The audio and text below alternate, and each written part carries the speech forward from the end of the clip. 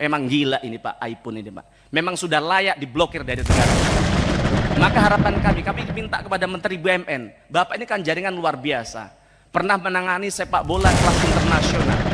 Maka kami harap Bapak bisa turun tangan dalam hal ini agar kita tidak tergantung dengan namanya iPhone, Pak. Assalamualaikum warahmatullahi wabarakatuh. Terima kasih pimpinan, Bos Adi, Pak Nurdin Halid, Pak Menteri, Pak Wamen yang hadir pada kesempatan hari ini. Pertama, saya sampaikan selamat Pak Erik yang sudah diberikan amanah kembali menjadi Menteri BUMN, Pak. Jujur kami sangat bersyukur Bapak bisa menjadi Menteri BUMN lagi. Sungguh kami 5 tahun duduk di tempat ini, Pak, kami merasakan berkat kepemimpinan Bapak, BUMN bisa bertransformasi seperti hari ini, Pak. Di tangan Pak Menteri juga, kalau kita lihat bahwa total aset BUMN sudah melampaui total aset Temasek, Pak. Bahkan dibandingkan Hasanah Benhad juga jauh begitu.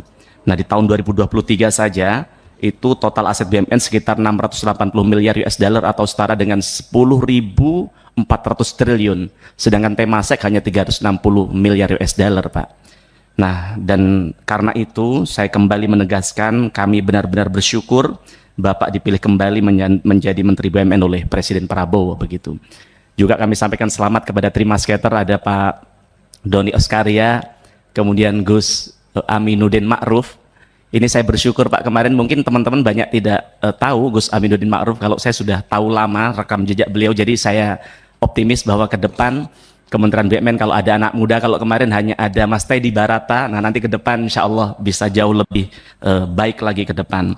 Terutama juga Pak Doni Oskaria. Kalau saya lihat bahwa Pak Doni dari profilnya hidupnya sudah selesai kan begitu Pak, dan duitnya udah cukup. Nah, jadi insya Allah tinggal bagaimana sekarang berbuat dan berbakti untuk negara kan begitu Pak.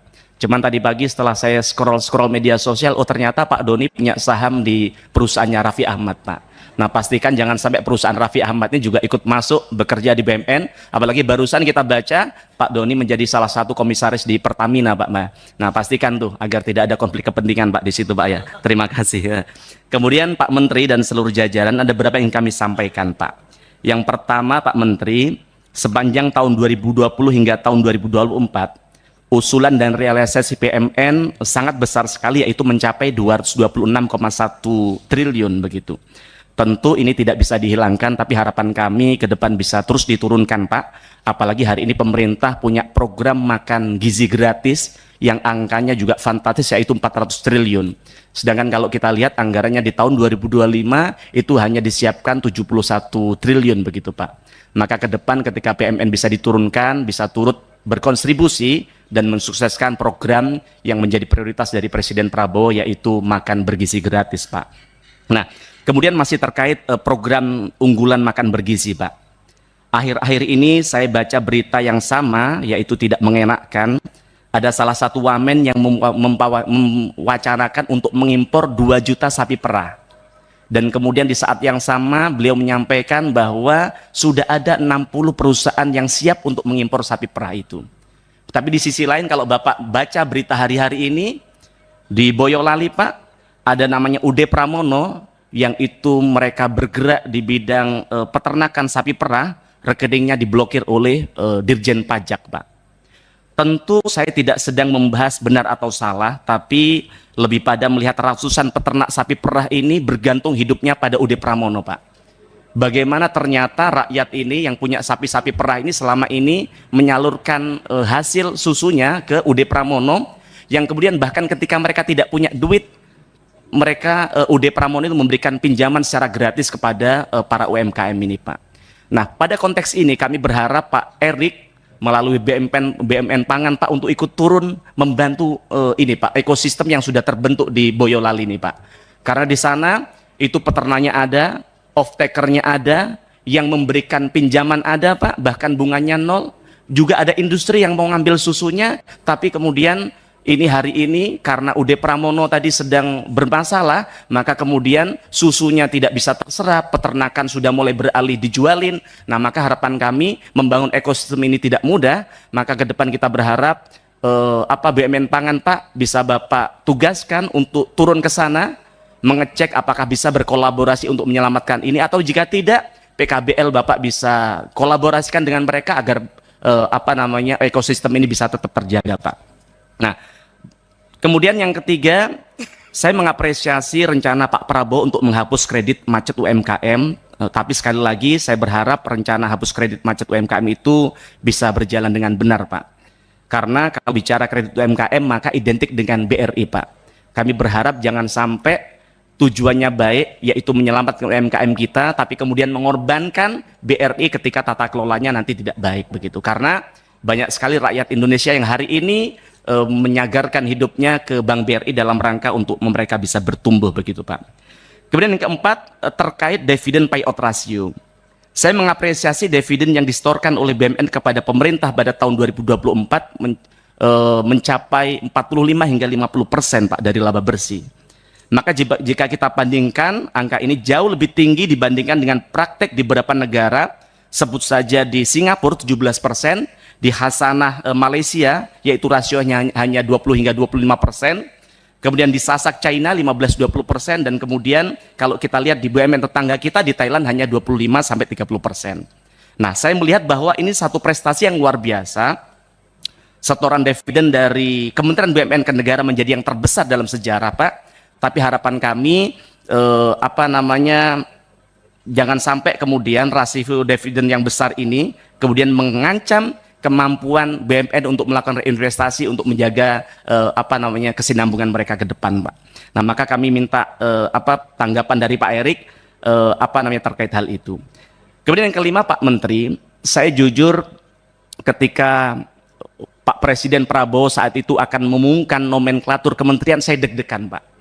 Karena saya khawatir bahwa kementerian ini akan dihapuskan. Karena dalam berbagai pernyataan, termasuk di diskusi-diskusi, termasuk di debat-debatnya Presiden saat itu, hawa-hawanya, nada-nadanya bahwa BUMN ini akan dihapuskan. Tapi saya bersyukur ternyata Kementerian BUMN tetap ada. Namun kemudian hari ini kami dibikin khawatir lagi, Pak. Kami deg-degan hari ini karena katanya pada tanggal 8 November nanti Presiden akan meresmikan namanya Danantara, Pak. Yang ingin kami tanyakan Pak Menteri, bagaimana sikap Bapak? Bagaimana pandangan Bapak terkait Danantara ini, Pak? Bapak setuju tidak? Karena kalau kami lihat, Pak, tujuan Danantara untuk kan bagaimana mengoptimalkan apa yang sudah ada selama ini di BUMN. Yang kami lihat, kalau Bapak tadi paparan di halaman 8, di halaman berapa tadi? Dari total 47 BUMN yang sakit, Bapak mampu menyembuhkan 40. Jenengan tahu, Pak, dokter spesialis saja, Pak, tidak bisa menyembuhkan 40 orang sekaligus, Pak. Tapi ini BUMN yang sakit, yang itu tentu sangat kompleks sekali, lebih kronis daripada sekedar kanker, Pak. Tapi Bapak bisa menyelamatkan 40 dari 47 BUMN. Nah, maka yang kami ingin tanyakan, apa sebenarnya tujuan dari Danantara ini? Nah, kami ingin tanyakan juga kepada Bapak, ketika Danantara ini ada, sebenarnya apa tupoksi dari Kementerian BUMN? Kemudian juga bagaimana tupoksi dari Danantara, dan juga holding BUMN yang sudah Bapak bentuk yang sebenarnya dalam kacamata kami sudah sangat bagus, Pak. Nah, maka kami ingin dijelaskan di tempat ini agar apa, Pak? Agar kemudian kelincahan Bapak dalam mengelola BUMN selama ini tidak terhambat dengan hadirnya Danantara yang dengar-dengar akan dipimpin oleh orang yang bermasalah di dalam persoalan Bank Senturi, Pak. Yang artinya rekam jejaknya masih juga dipertanyakan. Nah, jangan sampai sesuatu yang baik ini yang berdampak bagi negara dan juga rakyat kemudian jadi tidak optimal karena adanya Danantara begitu, Pak. Kemudian yang selanjutnya, Pak Menteri, terkait skandal pemberian kredit dalam jumlah signifikan kepada PT Galena Kalbar yang diduga melibatkan Wadirut Bank Mandiri Ibu Alexandra Askandar. Kasus ini mencuat karena kredit yang disalurkan ternyata tidak melalui prosedur yang seharusnya. Dan terdapat indikasi bahwa prosesnya berlangsung dengan sangat cepat tanpa memperhatikan situasi dan kesehatan finansial perusahaan penerima. Jika benar ini terjadi, Pak, ini menunjukkan adanya pelanggaran serius dalam tata kelola dan integritas perbankan BUMN. Ini tidak hanya merugikan Bank Mandiri, tidak hanya menyakiti perasaan rakyat yang hari ini mereka mengakses kredit KUR saja, Pak. Rakyat mengakses kredit KUR 10 juta saja, prosedurnya sangat rumit, bahkan ujung-ujungnya tidak di-approval karena kuotanya sudah habis begitu. Tapi di satu sisi, Wadirut Bank Mandiri, Bu Alexandra, Pak, memberikan kredit yang jumlahnya ratusan miliar rupiah kepada seseorang yang diindikasikan dengan tata kelola dan prosedur yang tidak baik, Pak, begitu, yang tidak tepat begitu. Maka kami minta pada kesempatan ini kepada Kementerian BUMN untuk dengan serius mencermati kasus ini, karena kasus ini bukan hanya soal individu Pak, tapi juga mencerminkan ketidakberesan dalam manajemen risiko dan pengawasan kredit di institusi BUMN. Kemudian yang terakhir Pak Menteri, hari ini sedang ramai di media sosial soal bagaimana ternyata iPhone 16 dilarang masuk Indonesia Pak. Tapi setelah kemudian kita buka alasan dari pemerintah, yaitu karena iPhone minta holiday, tax holiday 50 tahun. Emang gila ini Pak, iPhone ini Pak. Memang sudah layak diblokir dari negara kita Pak. Maka harapan kami minta kepada Menteri BUMN, Bapak ini kan jaringan luar biasa, pernah menangani sepak bola kelas internasional. Maka kami harap Bapak bisa turun tangan dalam hal ini agar kita tidak tergantung dengan namanya iPhone Pak.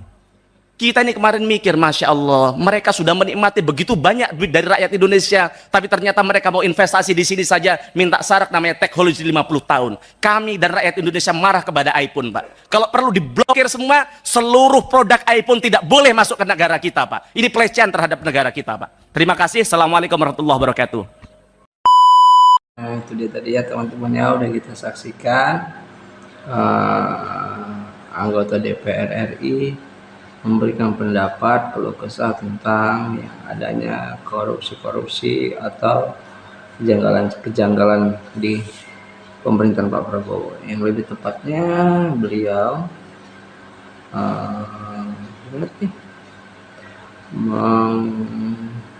meminta kepada DPR untuk memblokir iPhone ya. Jadi buat kalian yang pakai iPhone mungkin ya pakai biasa aja Android, jangan pakai iPhone, karena iPhone itu beliau meminta tax holiday dari Indonesia berapapun yang dihasilkan, yang dihasilkan pendapatan penjualan dari iPhone 16 itu mereka tidak ada pajak, jadi full bagi mereka, dan itu bisa merugikan negara ya, dan rakyat Indonesia tidak peduli dengan produk-produk dalam negeri sendiri.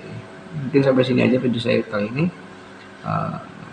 Jangan pernah model adu domba, jangan pernah pecah bola, RPR harga mati. Wassalamualaikum warahmatullahi wabarakatuh.